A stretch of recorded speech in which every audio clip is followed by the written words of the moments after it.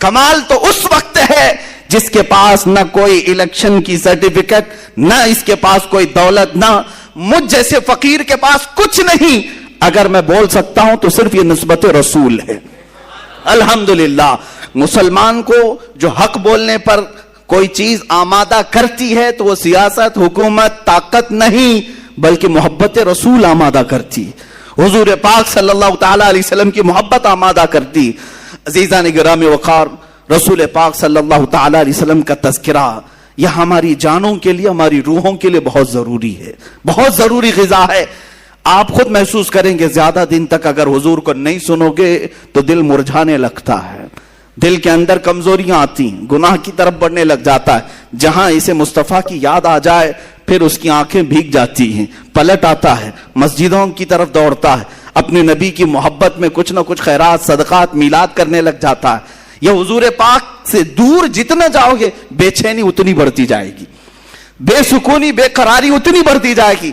اور اس کا اندازہ کرو جتنا قریب ہوتے جاؤ گے، جتنے قریب ہوتے جاؤ گے وہ نور کے ان جہانوں کا سفر کرنے لگ جاؤ گے جہاں تمہارے برابر کا کوئی آ نہیں سکتا، کوئی آ نہیں سکتا۔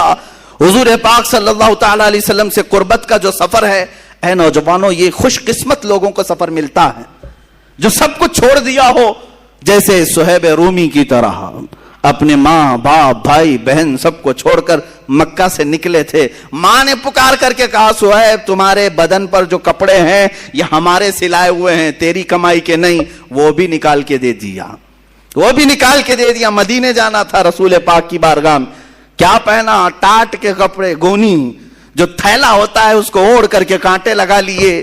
اتنے پہ نہیں، باپ نے گنڈے بھیجے راستے میں اور مار توڑ کیا، اتنا مارا کہ ناک سے خون آیا۔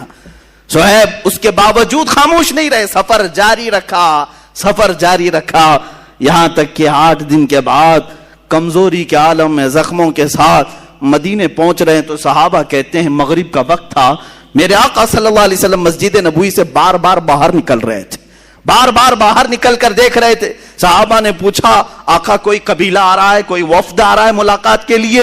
میرے آقا نے فرمایا نہیں، میرا ایک دیوانہ آ رہا ہے، سب کو چھوڑ کر کے آ رہا ہے، ساری چیزیں چھوڑ کر آ رہا ہے۔ وہ غیب داں رسول انتظار میں تھے، جب صہیب پہنچے میرے آقا نے سینے سے سینہ ملایا، اپنی چادر مبارک اٹھا کر انہیں پہنا دیا۔ حضرت صہیب کہتے ہیں میرے سارے زخم کافور ہو گئے، جتنا درد تھا سب نکل گیا، جتنا غم تھا ماں باپ کو چھوڑنے کا، ایک بار سینے سے سینہ کیا ملا، سارے غم تمام کافور ہو چکے تھے، اور زندگی بھر اس چادر کو اپنے جسم سے الگ نہیں کیا۔ حضرت صہیب اسی چادر کو لے کر قبر میں بھی دفن ہو گئے۔ اخیر تک وہ کہتے تھے اے لوگوں سنو، دنیا میں اگر سب سے زیادہ عزیز کوئی ہوتا ہے تو وہ ماں ہوتی ہے، سب سے زیادہ محبت کوئی کرتا ہے وہ باپ اور ماں ہوتے ہیں۔ میں وہ انسان ہوں جس سے ماں اور باپ نے بدن کے کپڑے بھی چھین لیے، جب میرے پاس کوئی لباس نہیں تھا تو مجھے جس نے لباس پہنایا وہ محمد رسول اللہ ہے، مجھے جو چادر عنایت کی وہ رسول مختار صلی اللہ علیہ وسلم ہے۔ عزیزان گرامی وقار، رسول پاک صلی اللہ تعالی علیہ وسلم کی جس کیفیت کو، جس صفات کو مجھے آج عرض کرنا تھا وہ یہ تھی کہ اللہ نے انہیں فرمایا اے نبی آپ فرما دیں قل یا ایھا الناس انی رسول اللہ الیکم جمیعا، اے نبی آپ فرما دیں اے انسانوں میں تم سب کے پاس رسول بن کر آیا ہوں، انی رسول اللہ الیکم جمیعا، سارے انسانوں کے لیے، مسلمانوں کے لیے نہیں۔ حضور صلی اللہ علیہ وسلم سارے انسانوں کے لیے رسول بن کر آئے۔ میری یہ دعوت ہے جتنی بھی قومیں آ جائیں ان سب کے لیے بھی حضور رسول بن کر آئے۔ تمہاری نجات اسی میں ہے کہ رسول پاک کی رسالت کو قبول کر لو، چاہے دنیا میں عیسائیت ہو، یہودیت ہو، جو بھی ہو، ان سب کے لیے میرے آقا صلی اللہ علیہ وسلم رسول بن کر کے آئے، سب کے لیے رحمت بھی بن کر کے آئے۔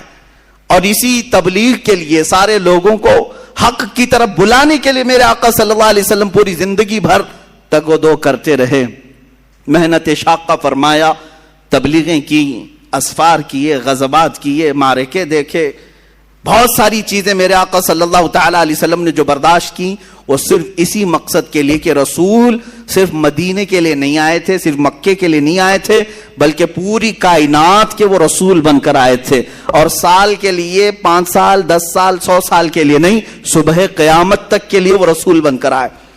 اب اس رسول کا جو میسج ہے وہ پہنچانے کی ذمہ داری امت کی ہے. تم سب کے کندھوں پر یہ ذمہ داری ہے، ہمارے اوپر یہ ذمہ داری ہے.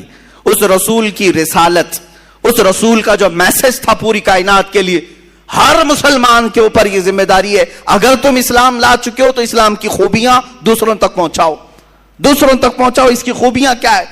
آج دنیا پوری پروپیگنڈے کے ذریعے سے اسلام مخالف دشمنی اور زہر اتنا گھول رہی ہے. اس وقت بھی اگر تم اپنی ذمہ داری کو نہیں نبھاؤ گے تو قیامت کے دن پوچھ ہوگی، پکڑ ہوگی کہ تم نے رسول پاک صلی اللہ علیہ وسلم کی تعلیمات کو نشر کرنے میں کون سا کردار ادا کیا. تم چاہتے بہت ہو میرے آقا کو، معلوم ہے تم محبت بہت کرتے ہو اپنے رسول سے، جان دینے کی بھی بات کرتے ہو، سب کچھ لٹانے کی بھی بات کرتے ہو، لیکن اے عزیز تجھے یہ سب کرنے کی اندر سے ہمت طاقت سب کچھ ہے، لیکن اس رسول پاک کے دیوانے بنانے میں کام کیوں نہیں کرتے؟ لوگوں کو اور اس رسول پاک کے اس امن والے میسج سے جوڑنے میں کیوں نہیں محنت کرتے؟ یہاں پر کچے ضرور ہیں، ہم بہت کچے ہیں. یہ آج دل دہلا دینے والی باتیں ہیں. ہندوستان میں آج جو حالات چل رہے ہیں اس پر میں اگر تھوڑی سی بات کروں، کیا ہمارے ارد گرد آپ نہیں دیکھ رہے نفرتوں کا ماحول بڑھتا جا رہا ہے، زہر اس قدر پھیلایا جا رہا ہے کہ لوگ مسلمانوں کے نام سے چڑنے لگ جائیں. جو اب تک سیکولر کہلاتے تھے وہ بھی کٹر ہونے لگ گئے، وہ بھی اب شدت پسند ہونے لگ گئے. یہاں دغلی پالیسی بہت زیادہ عروج پر ہے، یعنی اپنوں کے لیے الگ قانون، ہمارے لیے الگ قانون، تمہارے لیے الگ سسٹم، ہمارے لیے الگ سسٹم. یہ سب چیزیں آج دیکھنے کو مل رہی ہیں. اتر پردیش کے ایک چھوٹے سے گاؤں میں 2-4 دن قبل کی نیوز کہ تقریباً 18 یا 19 لوگ دھرم پریورتن کرتے ہیں، یعنی مسلمان اپنا دین چھوڑ کر کے ہندو دھرم کو اپناتے ہیں. نیوز میں یہ سب باتیں آئی، پھیل گئی، ویڈیو بھی بنائی گئی ان کی. وہ ہون کرتے ہوئے، وہ پوجا پاٹ کرتے ہوئے اپنا دھرم پہلے والا چھوڑ کر کے دوسرے دھرم کو اختیار کر رہے ہیں. جس پنڈت نے ان کو دھرم پریورتن کروایا اس نے انٹرویو بھی دیا، ساری چیزیں چل رہی ہیں. وہ کریں تو کوئی مسئلہ نہیں، لیکن اگر کوئی ایک مبلغ اسلام کی سچائیاں پھیلائے تو اس پر NSA لگایا جائے گا. اسے کہا جائے گا کہ یہ باہر کے پیسے لے کر کے لوگوں پر زبردستی دین بدل رہا تھا. یہ دغلی پالیسی ہے. بہرحال مجھے بات یہاں جو عرض کرنی وہ یہ ہے، انہوں نے 18 لوگوں کو یا 19 لوگوں کو جو دھرم پریورتن کرایا، جیسے بھی ہوں، اسلام کسی کے جانے سے نہ رکتا ہے نہ مٹتا ہے. الحمدللہ اسلام کسی ہلکے پھلکے پودے کا نام نہیں ہے. یہ اس کی جڑیں تحت الثری میں، اس کی شاخیں اوج ثریا پر ہیں. پوری کائنات مل کر کے اسلام کو ہلا نہیں سکے گی. یہ الحمدللہ میرا کیا، یہ رب ذوالجلال کا چیلنج ہے، اللہ رب العزت کا یہ دستور ہے. اس کا کچھ نہیں ہونے والا ہے. جو آ رہے ٹھیک ہے، تمہاری نجات ہے، جو جا رہا ہے تمہارے لیے جہنم ہے. میں سوال یہ کرتا ہوں، وہ 18-19 لوگ جو 3 پریوار کے تھے وہ دھرم پریورتن کر کے جو چلے گئے، اس کی وجہ کیا بنی؟ کیوں ایسا ہوا؟ میں نے معلوم کیا اس وہاں کے مقامی لوگوں سے. ایک مولوی صاحب تھے، انہوں نے یہ میسج کیا کہ جس گاؤں کے لوگ ہیں وہاں تقریباً 10,000 مسلمانوں کی آبادی ہے. جہاں یہ لوگ بدل گئے 10,000 مسلمانوں کی. کہا اتنے سارے مسلمان ہیں ایسے علاقے میں رہتے ہوئے پھر بھی ان کو ایسا کیا ہو گیا؟ کہا کہ یہاں کے حالات ایسے ہیں کہ اگر آپ اس گاؤں میں آئیں گے تو فجر کی نماز میں 4 لوگ ملیں گے، مغرب کی نماز میں 10 سے 15 لوگ 20 لوگ ملیں گے 10,000 کی آبادی میں. اے میرے عزیزو، کیا یہی محبت مصطفیٰ ہے جو تم نے ان اعمال کو ٹھکرا دیا اور صرف محفلوں میں، مجمعوں میں، جلسوں میں پکارتے رہ گئے؟ جب تک تم رسول پاک صلی اللہ تعالی علیہ وسلم کی زندگی پاک کو عملی طور پر اپنی زندگی میں لا کر دوسروں کی زندگی میں لانے کی کوشش نہیں کرو گے، شب خون مارے جائیں گے، اسی طرح سے تمہارے گھروں پر چھید کیے جائیں گے. اسی طرح سے تمہارے قلعوں کو کاٹ کر کے اندر سے لوگوں کو لے جایا جائے گا. یہ کب تک ہوتا رہے گا؟ جب تک تم گہری نیند سو رہے ہو. میری دعوت صرف اتنی ہے کہ رسول پاک صلی اللہ تعالی علیہ وسلم کل بروز قیامت اگر پوچھیں تم سے، تو میرا امتی ہے، تو میرا چاہنے والا ہے، تو مجھ سے محبت کرتا ہے، بتا میری محبت کتنوں کے سینے میں تو نے ڈالی؟ ہوتا تو یہی ہے، ہر شخص اپنے محبوب کا تذکرہ کھل کر کے کرتا ہے. آپ جہاں بیٹھتے ہیں اپنے محبت کرنے والوں کے تذکرے کرتے رہتے ہیں، دوسروں کو بھی منواتے رہتے ہیں. ارے یہاں حالات تو ایسے ہیں کہ تمہارے پیر کو میں نہ مانوں تو مجھے باہر کرتے ہو، میرے پیر کو تم نہ مانو ہمارے ادھر کے لوگ باہر کرتے ہیں. ہم پیروں کے لیے تو اتنی بات رکھتے ہیں، اور حضور پاک کے لیے کیوں نہیں؟ رسول محترم صلی اللہ تعالی علیہ وسلم کے لیے یہ احساس کیوں نہیں ہے کہ میں اپنے نبی کونین صلی اللہ علیہ وسلم سے بے پناہ محبت کرتا ہوں؟ تو سیکنڈری میرے اوپر ذمہ داری یہی آتی ہے کہ میں دوسروں کو بھی اس طرح محبت میں تڑپتا ہوا دیکھوں، ان کے سینوں میں بھی محبت مصطفیٰ کو دیکھوں. اس تبلیغ کو جب چھوڑ دیا تب یہ حالات ایسے آ گئے ہیں. شاعر نے سچ کہا ہے، دیوار کیا گری میرے خستہ مکان کی، لوگوں نے آنے جانے کا راستہ بنا لیا. ہوتا ایسے ہی ہے. گھر پرانا اگر گر گیا نا تو کیا کرتے ہیں لوگ؟ ادھر سے ادھر جانے کا اس کو راستہ بنا لیتے. گھر جب تک سلامت ہے کوئی گھر کے دروازے سے نہیں گھستا. گرا ہے گھر تبھی لوگوں نے راستہ بنایا ہے. آج حالات تمہارے خستہ ہیں اور گر گئے ہیں، اس لیے ہر کوئی تمہارے اوپر سے گزرنے کی کوشش کر رہا ہے. کبھی ہم نے سنا نہیں کہ موب لنچنگ کسی عیسائی کی ہوتی ہے، صرف تمہاری. تمہیں پکڑ کر کے مارا پیٹا جاتا ہے. ارے میاں عیسائی بھی تو رام رام نہیں بولتے ہیں، وہ ان کا اپنا عقیدہ ہے. یہودی بھی نہیں بولتے ہیں، لیکن مجال ہے ان لوگوں نے کبھی کسی کی موب لنچنگ کی ہو؟ صرف اور صرف مظلوم مسلمان نظر آتے ہیں. مظلوم مسلمان ہیں جن کو ان کے دین پر، ان کی داڑھی کے نام پر ٹارچر کیا جائے، ان کی ٹوپی کے نام پہ ٹارچر کیا جائے. یہ حالات صرف اور صرف اس کی وجہ یہ ہے میرے عزیزوں، جس کو میں بارہا کہتا ہوں، ان کے جو ہم غلام تھے خلق کے پیشوا رہے.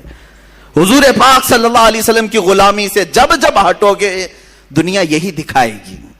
دنیا ہمیں یہ ساری چیزیں دکھائے گی. اور اسی لیے کہا ہے کہ درس قرآن کو اگر ہم نے نہ بھلایا ہوتا، یہ زمانے نے زمانہ نہ دکھایا ہوتا.